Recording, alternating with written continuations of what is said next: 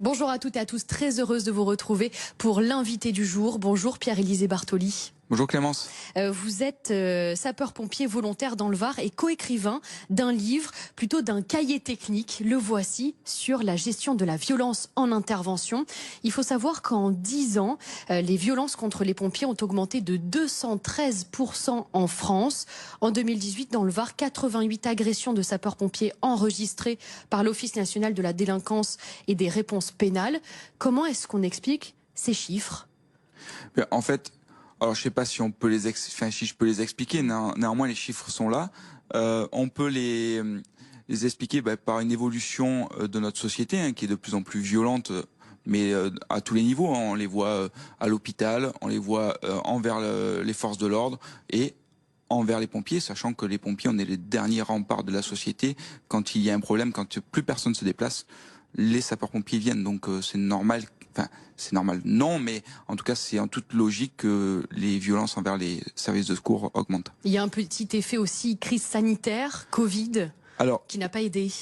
Tout à fait. Ça, c'est clair que ça n'a pas aidé, parce que tout le monde était un peu excité, un peu tendu de la situation face à cet ennemi invisible qui était le virus, avec les confinements répétés, etc., qui étaient nécessaires pour le bien-être de tous, apparemment. Mais tout prenait une ampleur démesurée, exactement. Le Var ne fait pas partie du top 3 des départements les plus touchés par les violences contre les pompiers. Pour autant, des violences, on en a aussi. Et puis, ce sont des violences du quotidien. Tout à fait. Alors le Var, on a de la chance quand même d'être un petit peu préservé. Néanmoins, on voit que ça augmente, puisque les chiffres le montrent. Néanmoins, on n'est pas au niveau de nos camarades de la brigade des sapeurs-pompiers de Paris ou du bataillon de marine-pompiers, où là, malgré tout, il y a quand même un petit peu plus de violence envers eux. Je pense notamment à notre camarade de la brigade des pompiers de Paris, qui était le premier sapeur-pompier décédé lors d'un secours à personne. Donc c'était dramatique. Mais dans le Var, on est quand même présent. Mais il faut qu'on soit vigilant. Alors on va donner un exemple. En décembre dernier, un Toulonnais a été condamné à 2 ans de prison ferme après avoir violemment agressé des pompiers. Ça s'est passé le 20 novembre 2021. Alors que les secouristes portent secours donc à une victime en détresse sur la voie publique, un individu assène plusieurs coups de poing au visage de la chef d'agré de l'équipage. Ce type d'agression complique évidemment le travail, votre travail sur place. Est-ce que vous avez dû adapter forcément vos interventions ? Alors, des nouveaux réflexes ? Tout à fait. Ça complique l'intervention, c'est sûr. De la part de l'équipage, pour mener à bien la mission première, le secours à personne. Et ça complique après, parce que le retour en caserne est compliqué.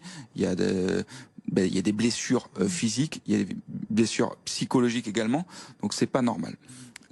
Adapter nos interventions, c'est sûr, donc j'en parle dans le bouquin. C'est des clés effectivement que vous donnez dans ce livre. J'essaie de donner quelques clés avec ma camarade, ma co-auteure Isabelle, que je remercie d'ailleurs, j'en profite, parce qu'elle m'a beaucoup aidé dans l'écriture de ce livre. Il y a des gestes, effectivement, des techniques qu'on peut adapter pour se sortir effectivement de ces situations de crise. C'est ça, donc le premier lieu, c'est de repérer en amont s'il y a une problématique particulière, donc notamment lors de la prise d'appel.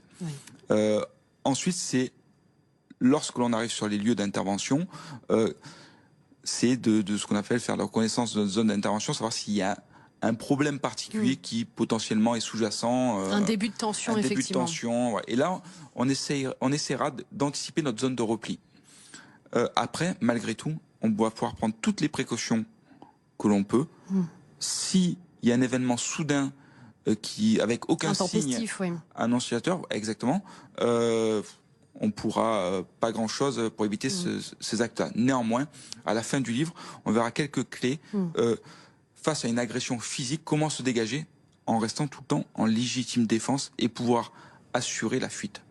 Est-ce qu'il y a une prise de conscience du côté des autorités, du côté des politiques, dans ces violences justement contre les pompiers, contre les sapeurs-pompiers ? Alors, clairement, on a une prise de conscience, notamment de la Fédération nationale des sapeurs-pompiers de France, avec le contrôleur général Grégory Allium, qui est le président. Qui fait votre préface. Qui m'a fait l'honneur de faire la préface de ce livre.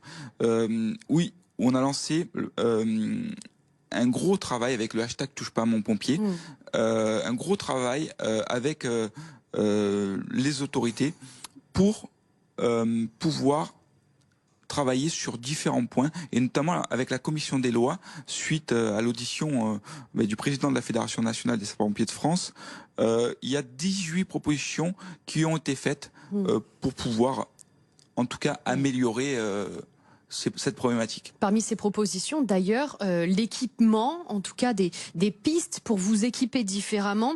Il y a l'exemple du SAMU de Toulon qui a été équipé de gilets pare-balles il y a quelques années. Est-ce que ce type d'équipement, comme des caméras piétons, par exemple, on voit des forces de l'ordre aujourd'hui équipées avec des caméras piétons, ça arrive chez les sapeurs-pompiers? Alors, c'est en train d'arriver. Alors, nous, on parle plutôt de gilets pare-lame, parce que pour nos interventions, c'est plus adapté, et voilà. Après, c'est les départements qui choisissent le niveau de protection.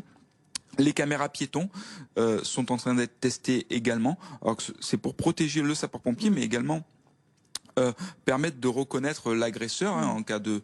Avoir une sanction pénale, effectivement, pour derrière. que la sanction pénale derrière soit réellement faite. Et notamment, le SDMIS du Rhône a testé ces caméras piétons depuis un moment, et d'autres départements y viennent. Ces moyens-là de protection n'empêcheront pas l'agression physique. Néanmoins, ils éviteront ou limiteront les dégâts possibles sur le physique du pompier. Toutes les clés sont à retrouver dans ce cahier d'intervention, dans ce guide pratique, si on peut appeler ça un guide pratique. Merci infiniment d'être venu avec nous, Pierre-Élisée Bartoli, d'avoir répondu à ces questions. Merci beaucoup.